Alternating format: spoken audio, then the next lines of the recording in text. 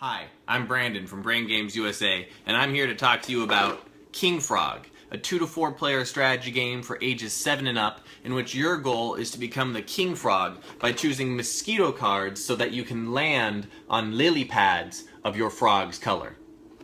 Inside the box, you will find 2 sets of rules in English and French, components for 4 players, frog tokens and 5 mosquito cards in 4 different colors, and 12 water lily tiles, which will be used to make up the game. To set up the game, arrange the water lily tiles in a circle.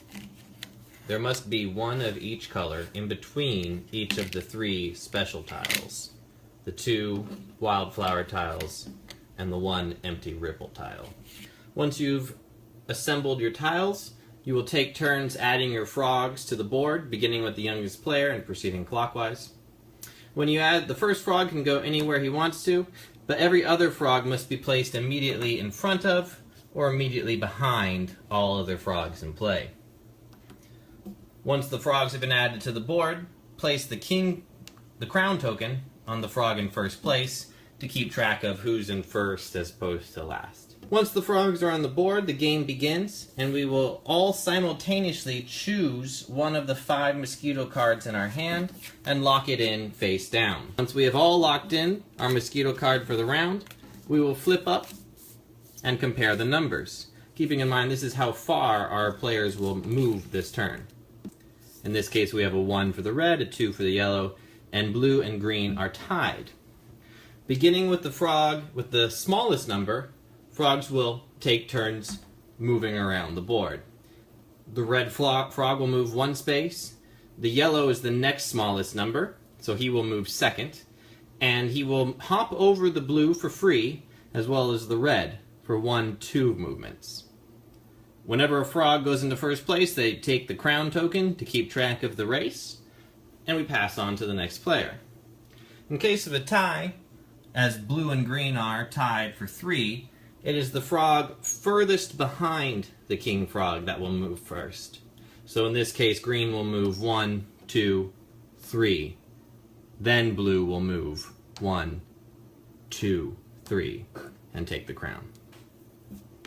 Now the frogs are trying to land on lily pads of their own color, and each frog in this case really messed up. Nobody landed on their own color. This is very bad.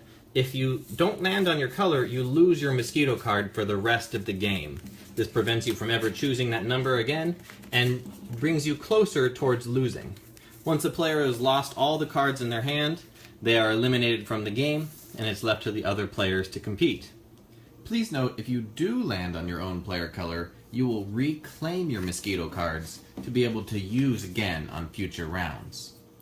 Also, the 2 wildflower tiles count as all 4 colors and guarantee you will reclaim your mosquito card.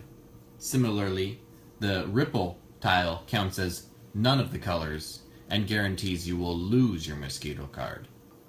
The game continues in this manner from round to round, with each player choosing a mosquito card from their hand, locking it in face down, and then revealing and moving their frogs the appropriate number of spaces.